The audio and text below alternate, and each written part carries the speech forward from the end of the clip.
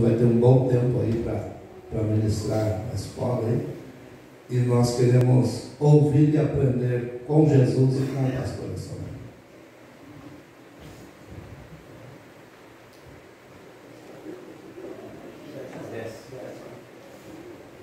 Glória a Deus. Meus amados, a paz do Senhor Jesus. Amém. Podeis retornar seus assentos. Saudamos o pastor Everaldo, na pessoa dele, os demais obreiros, obreiras desta casa. Glória a Deus. Com muito prazer, então vamos ministrar esta lição. É um privilégio, eu gosto muito da parte do ensino bíblico, que é o que fortalece a vida cristã. Glória a Deus.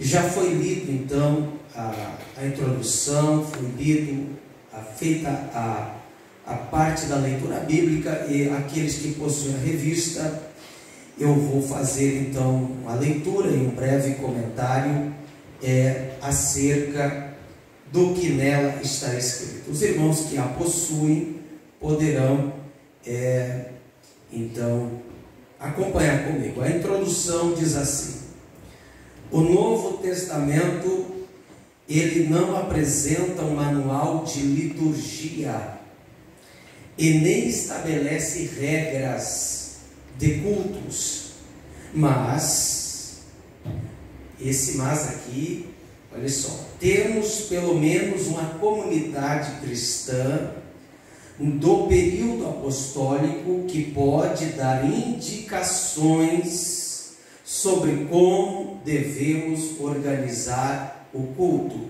A igreja de Corinto. A igreja de Corinto, descrita no capítulo 14 de 1 aos Coríntios. Com base nesse exemplo, vamos estudar como deve ser nosso culto, os elementos para que ele seja aceitável a Deus.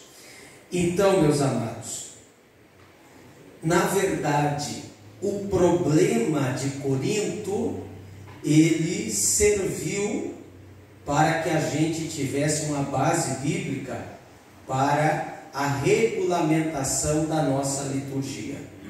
Liturgia tem que ter para o culto não virar uma bagunça e uma desordem.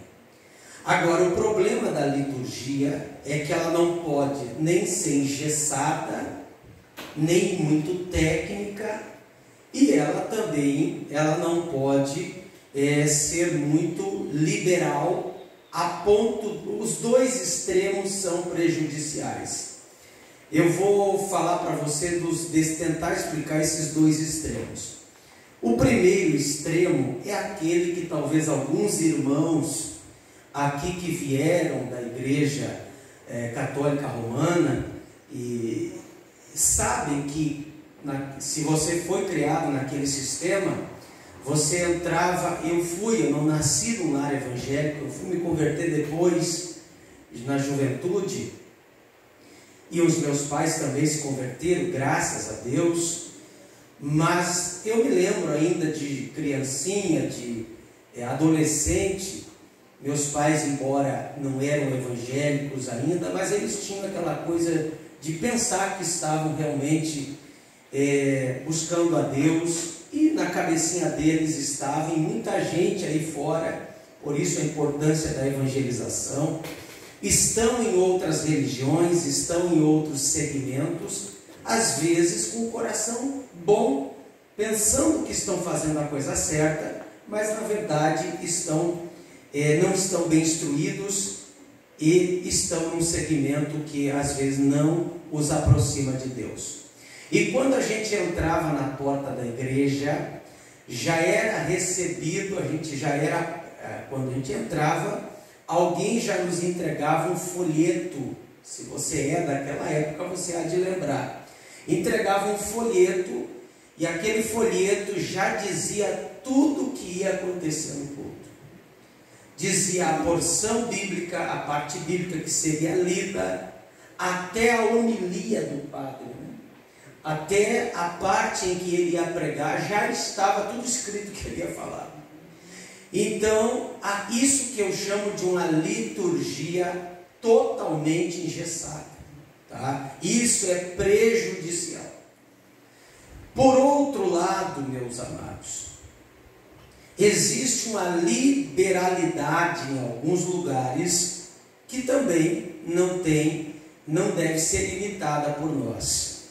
Às vezes alguém, por ser pentecostal, e eu acredito que o meio pentecostal, ele é o melhor que existe, ele é o mais bíblico que existe, e se existe orgulho santo, nós temos de estar em um movimento que mais perto da Bíblia está, que é o movimento pentecostal.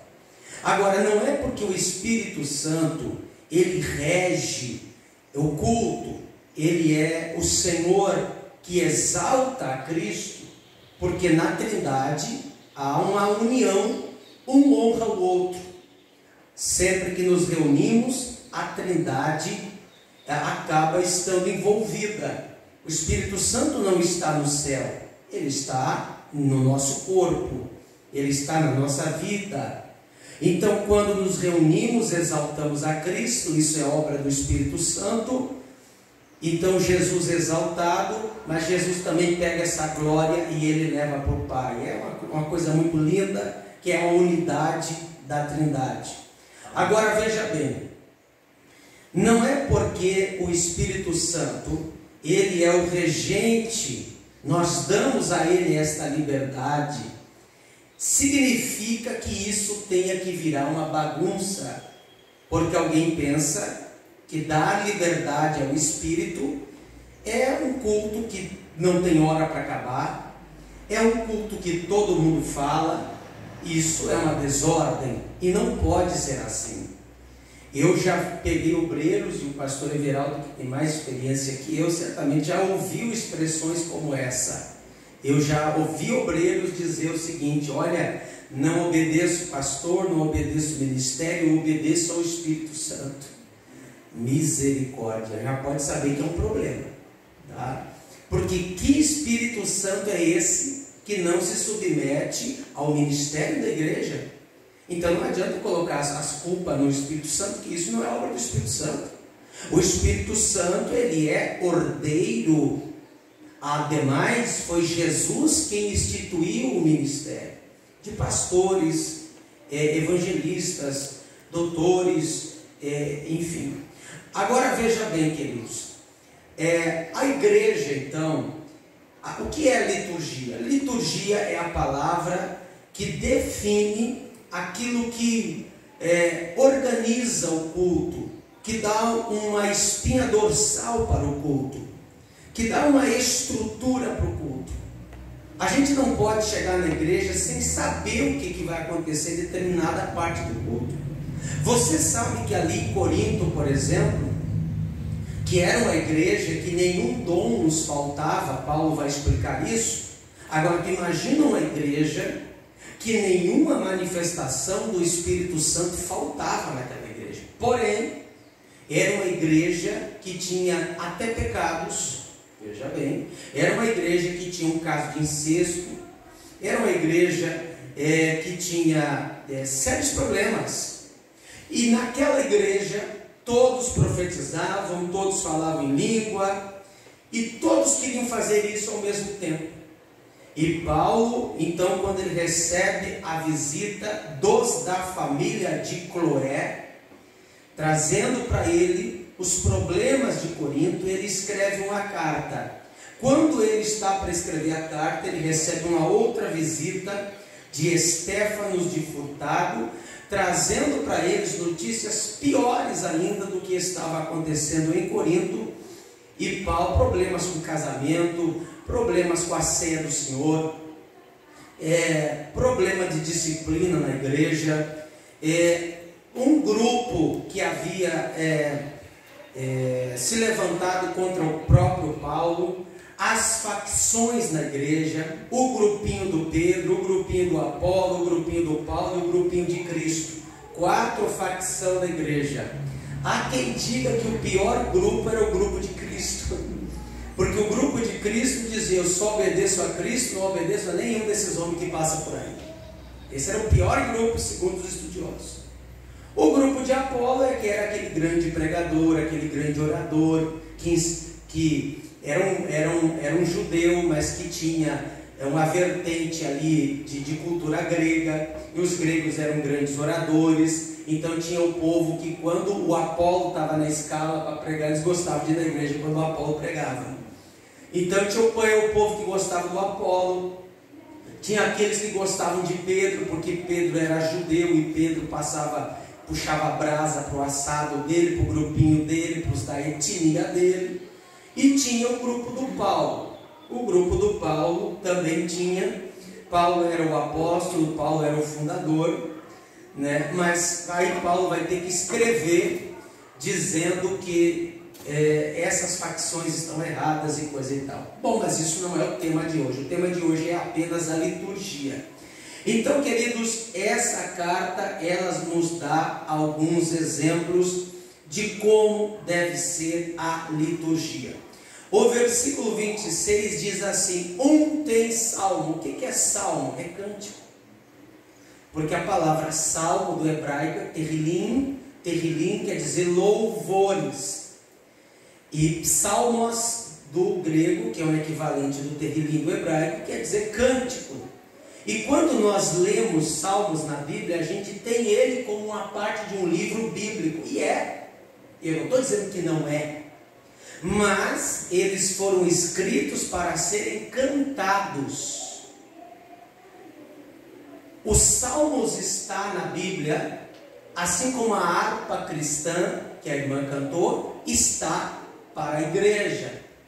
Vale lembrar que eu não estou comparando no mesmo peso o livro de Salmos com a harpa que a irmã cantou.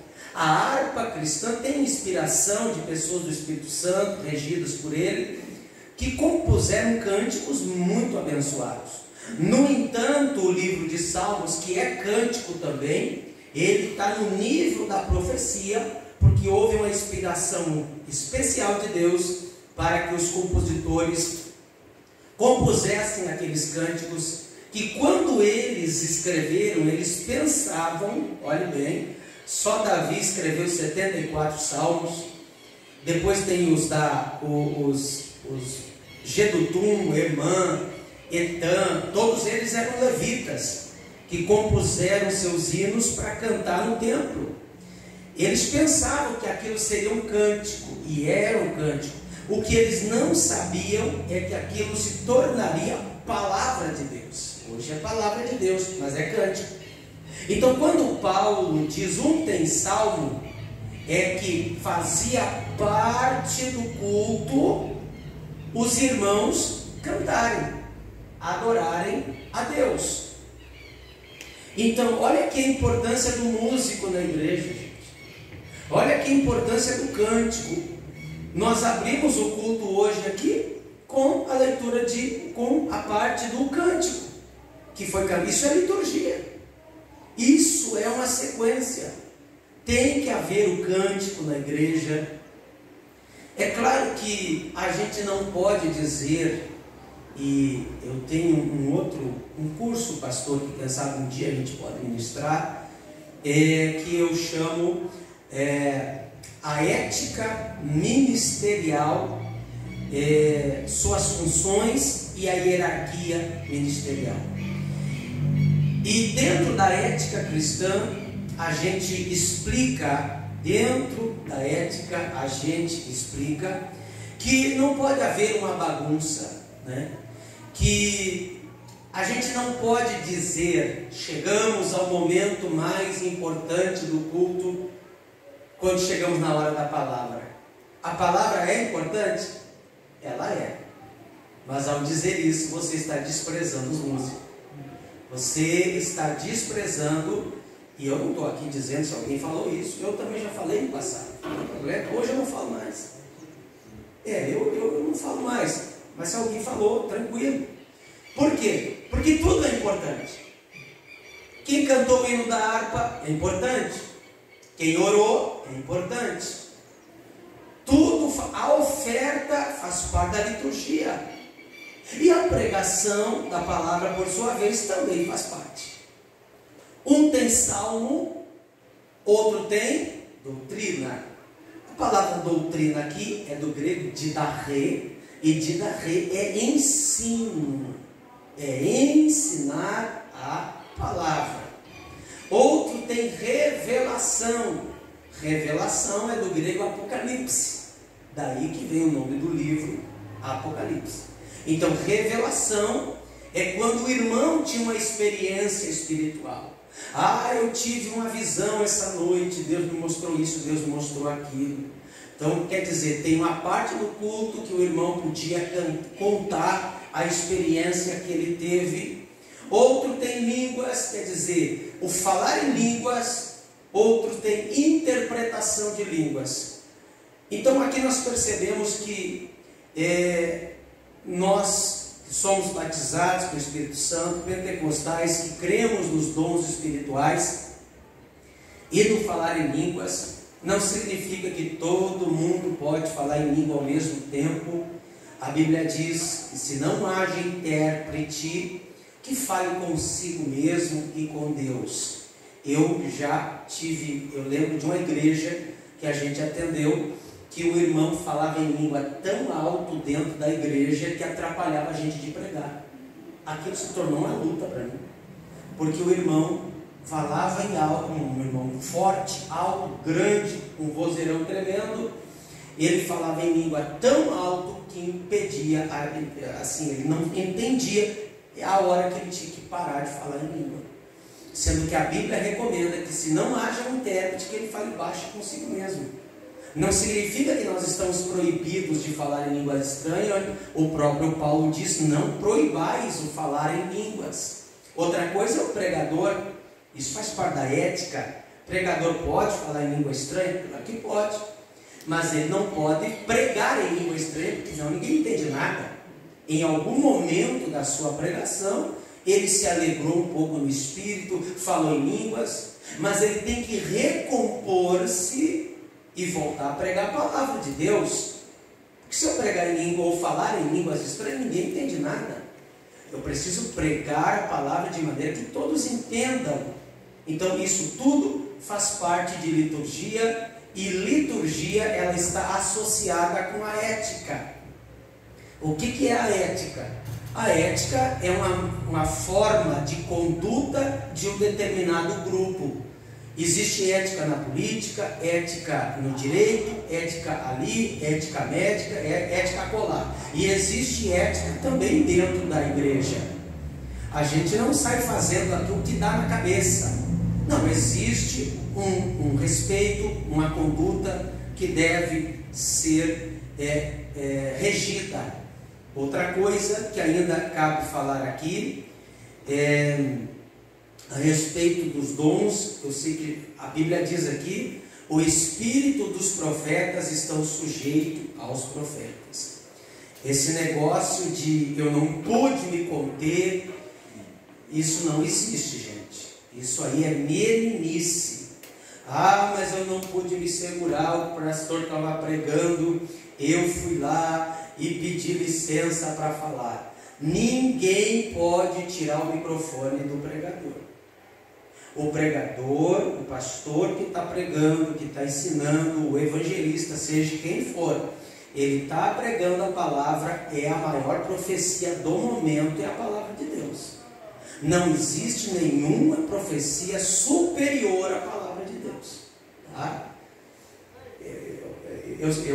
Eu fui educado lá no interior. Eu não recebi educação na igreja, eu recebi de meu pai e minha mãe. Igreja recebeu conhecimento da palavra. Tem duas coisas que eu entendo: igreja não é para te educar, e nem escola é para te educar. Educação a gente recebe em casa. E por questão de educação, eu acho que a gente se contém, viu? Mas eu não me lembro. Uma vez uma irmã, uma pessoa quis tomar o microfone de mim enquanto eu estava pregando para entregar uma profecia. Eu disse: não, espera, depois só entrega. Depois só entrega. Porque a pessoa não entende, então ele tem que ensinar. Por quê? Porque depois da palavra pregada, ela pode contar a sua profecia ou entregar a sua revelação.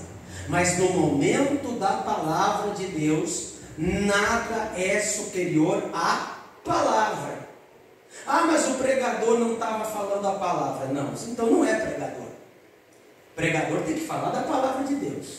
Pregador tem que ser bíblico, tá? Mas independente, por ética, por respeito, não se arranca o microfone de uma pessoa quando ela está ensinando a palavra. A palavra tem a primazia.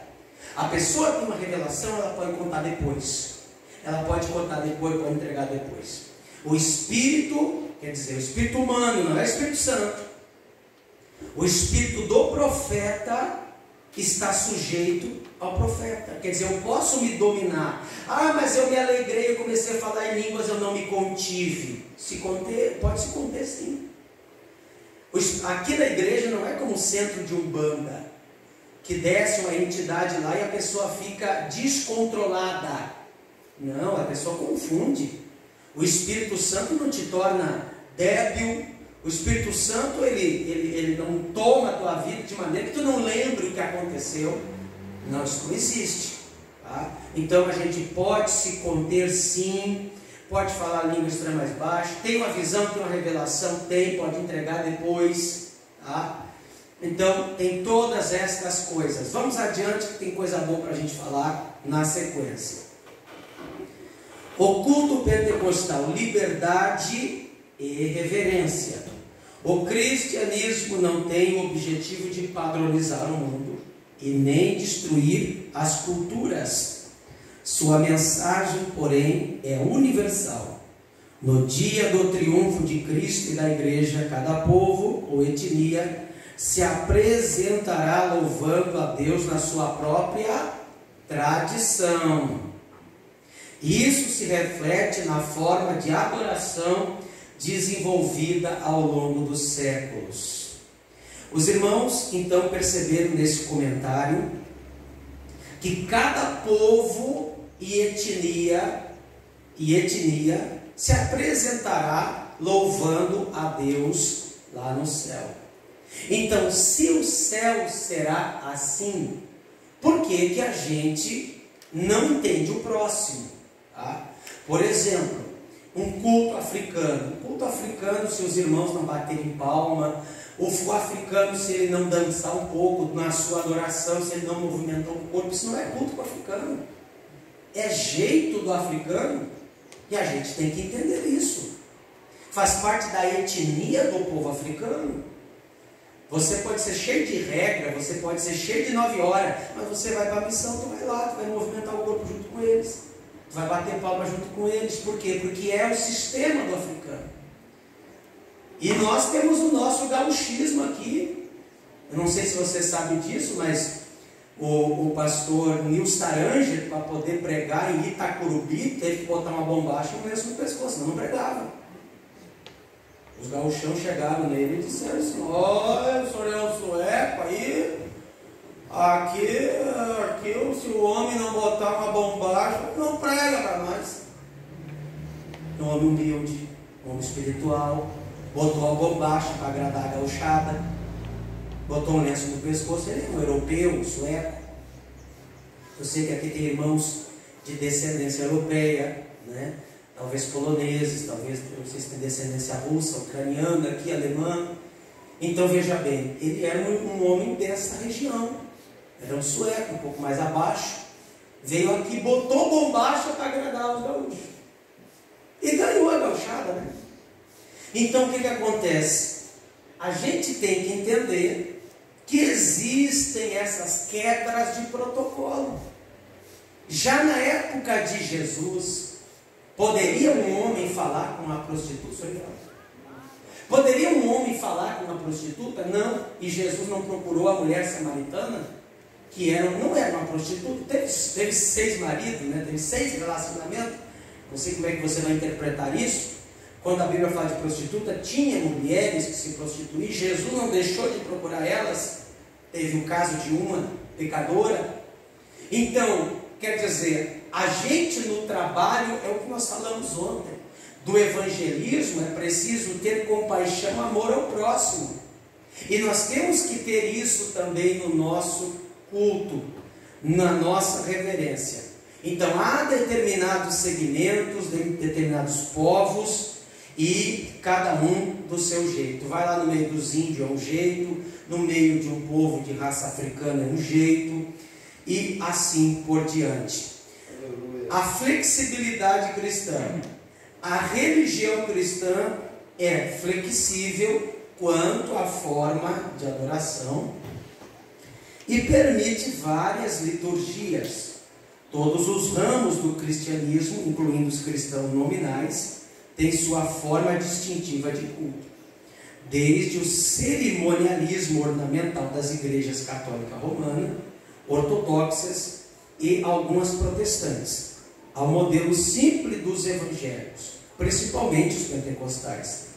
Não se deve associar o rigor da liturgia do culto judaico com os vários sistemas de culto cristãos, nem engessar o ritual cristão em nossos templos, mas essa flexibilidade tem limites e por isso deve haver respeito pela estrutura já existente. E que estrutura é essa? Não importa muito, talvez, a ordem, tá? Mas tem que ter cântico no culto, tem que ter os louvores no culto, tem que haver uma leitura pública da palavra de Deus. Pode haver testemunho, não é preciso ter sempre. Pode haver revelação, não é necessário ter sempre. Pode haver o contar de uma manifestação, de um sonho, de uma visão. Pode haver pode, mas isso não é uma regra. Agora, coisas que tem que ter no culto: tem que ter o louvor, tem que ter a leitura pública da palavra, a oferta e a pregação da palavra. Por que eu digo que às vezes a ordem não importa muito? Porque às vezes até termina a pregação e alguém vai cantar mais um hino, não tem problema nenhum. O que importa é que tem que haver essas coisas. Agora, um culto que não teve louvor, falhou na liturgia. Um culto que não teve oferta, falhou na liturgia. Um culto que não teve pregação, não foi culto. Então, essas coisas são necessárias ter. Nem engessada, como eu dei o exemplo anterior, mas nem também aquela desordem, aquela bagunça que ninguém se entende. Ademais, eu vou aproveitar aqui para falar um pouquinho sobre essa questão da ordem e da ética dentro da liturgia. Por exemplo, por que às vezes os testemunhos não são tão contados na igreja, no culto? Não é que Jesus deixou de operar na vida dos irmãos, é que quando diziam assim: pastor, eu quero contar um testemunho, a pessoa pega o microfone, ela prega, ela canta, e o testemunho dela, que podia ser contado em 5 minutos, vai para 30 minutos.